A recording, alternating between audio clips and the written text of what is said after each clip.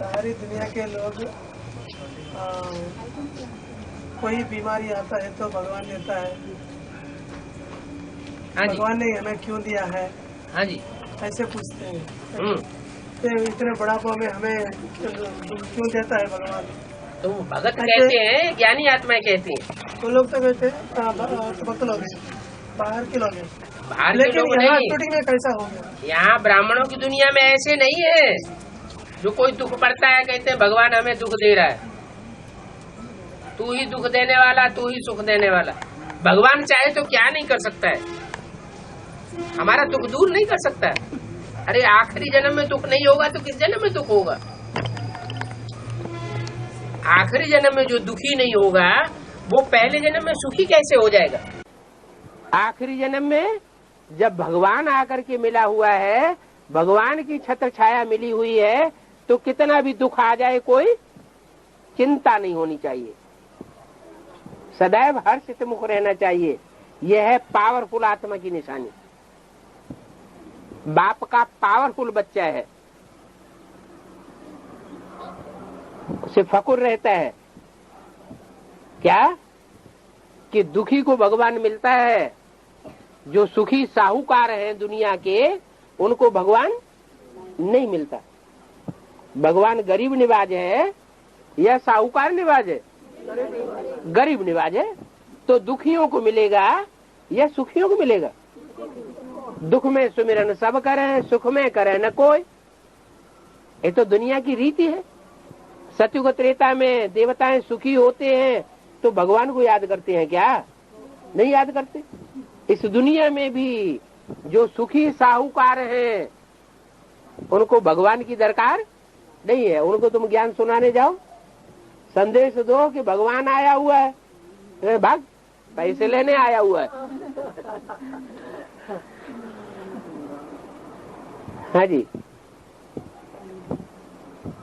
तो ये सारी शूटिंग कहाँ से होती है? जो अज्ञानी है, ज्ञान मिलने के बावजूद भी इस तरह की बातें करते हैं। कैसी? कि भगवान हमको ही इतना दुख क्यों दे रहा है? दीदी दादी दादा हैं तो इतने सुखी हैं। अरे ये तो देखो, उन दीदी दादी दादाओं को असली भगवान का रूप पहचान में आता है, उनको तो आता ही नहीं पहचान में, क्योंकि वो ब्राह्मण की दुनिया में बड़े साहूकार माने जाते हैं। तो उन साहूकारों को भगवान नहीं मिलता, और जो गरीब हैं, दुखी हैं, उनको भगवान मिलता है। हाँ जी।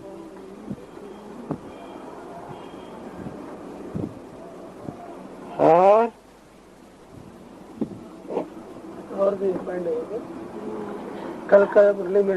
हाँ जी। माता पिता से भी ज्यादा अष्ट देवों को मान्यता ज्यादा दिया हुआ है, ऐसे पॉइंट है। हाँ जी। भगवान को प्रत्यक्ष कौन करता है? भगवान को दुनिया वाले प्रत्यक्ष करेंगे या भगवान के बच्चे प्रत्यक्ष करते हैं? तो भगवान के बच्चे कौन हैं? पहले पहले बच्चे कौन है? अष्टदेव पहले पहले बच्चे हैं। तो भगवान बाप को प्रत्यक्ष करते हैं तो उनको उसका वजूरा नहीं मिलना चाहिए? उनकी मान्यता होती है, और खास करके दक्षिण भारत में ज्यादा मान्यता है। ऐसे तो उत्तर भारत में भी नवग्रह के रूप में पूजे जाते हैं। कोई भी अनुष्ठान करेंगे, यज्ञोपवीत करें, चाहे शादी, चाहे कोई दूसरा संस्कार करें, पहले क्या करेंगे? नवग्रह पूजन। पहले नवग्रह पूजन करेंगे। भगवान की कथा बाद में करेंगे क्या? भगवान की कथा, सत्यनारायण की कथा बाद में सुनाएंगे, पहले क्या करेंगे? पहले नवग्रह पूजन करेंगे। तो बाप आते हैं बच्चों को आगे करने के लिए, कि खुद आगे हो जाते हैं। जैसे दीदी दादियां जब सभा लगती है तो कहाँ बैठती हैं? वो पहले आगे बैठ जाएंगी। बाप ऐसा नहीं करते। क्या बाप कहते हैं चलो बच्चे आगे आगे चलो, बाप हमेशा बच्चों को आगे करते हैं, पूजन में भी बच्चों को आगे करते हैं।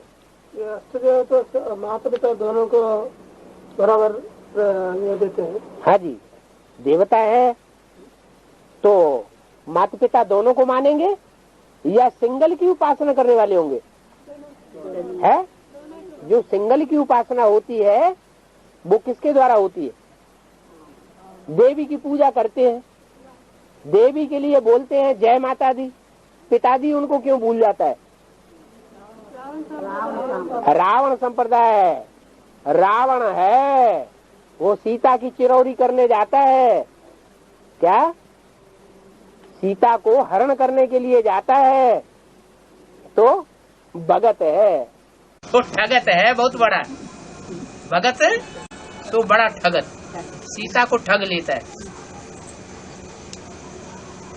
वो एक की पूजा करता है और एक को युक्ति से भगा देता है। क्या अगर दोनों साथ साथ हो तो कोई नजर नहीं डालेगा, पति पत्नी दोनों साथ जा रहे हो तो कोई नजर नहीं डालेगा, और अकेले ही जा रही हो तो नजर डालेंगे। नजर डालने वाले कौन हुए? आसुरी संप्रदाय या दैवी संप्रदाय? आसुरी संप्रदाय। तो सिंगल देवी की उपासना करते हैं, सिंगल कृष्ण की उपासना करते हैं, राधा को अलग कर देते हैं, इसका मतलब नियत खराब है।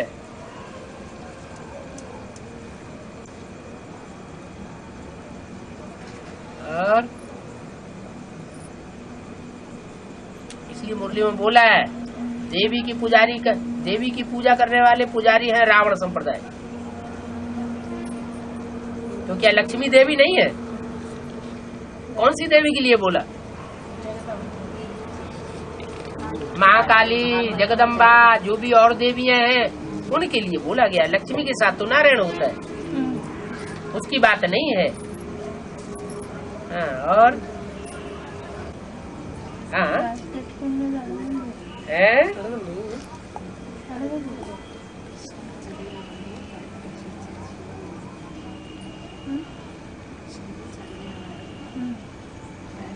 मुरली पढ़ने वाला कृष्ण है, क्लैरिफिकेशन देने वाला है। हाँ जी, पढ़ने वाला। पढ़ाई किसकी चल रही है? कृष्ण बच्चे की पढ़ाई चल रही है या बाप की पढ़ाई चल रही है? बच्चे की पढ़ाई चल रही है। पहले भी बच्चा पढ़ाई पढ़ता था और अभी भी कृष्ण बच्चा पढ़ाई पढ़ने वाला है।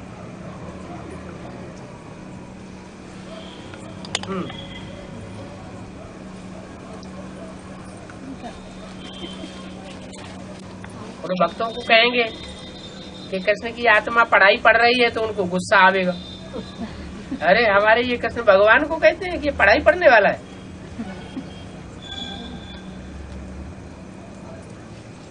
बाबा एक आविक्तवाणी में आया है, वो अभी जाना चाहे तो अभी जा सकते हैं, अभी बनाना चाहे तो ऊंचे से ऊंची अच्छी से अच्छी स्टेज बना सकते हैं।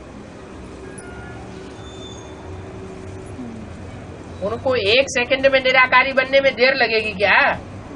किनको? बाप दादा को। और हम बच्चों को निराकारी बनने में टाइम लग जाता है। तो कर्मातीत स्टेज के नजदीक कौन हुए? बाप दादा कर्मातीत स्टेज के नजदीक है, लेकिन जा नहीं सकते। क्यों? क्योंकि घर में आग लगी हुई है और छोटे छोटे बच्चे पालना में पड़े हुए हैं। तो उन बच्चों को आग में से निकाल के जाएंगे या खुद भाग जाएंगे? अगर खुद भाग जाए तो झूठा बाप हुआ। इसलिए बच्चों को साथ लेकर के जाएंगे। क्या बच्चों को है इस कामाग्नि की दुनिया में झोंक करके नहीं जावेंगे, पार लेकर के जावेंगे। इसलिए बाप जाते नहीं है, दादा भी नहीं जाते। क्या दादा बना कृष्ण का रसूल नहीं है। हाँ, वो भी नहीं जाते। अभी जो पढ़ रहा है अभी कृष्ण का रसूल पढ़ रहा है भले, लेकिन बच्चों के मुकाबले सबसे आगे है। बड़ा भाई बड़ा भाई है ना, बड़ा भाई बाप समान कहा जाता है, सृष्टि का पहला पत्ता है ना।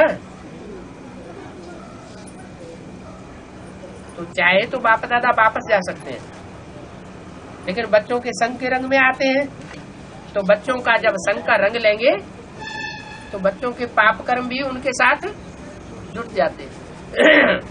शिव को तो संग का रंग नहीं लगता, लेकिन रामकृष्ण की आत्माओं को तो संग का रंग लगता है या नहीं लगता है? लगता है।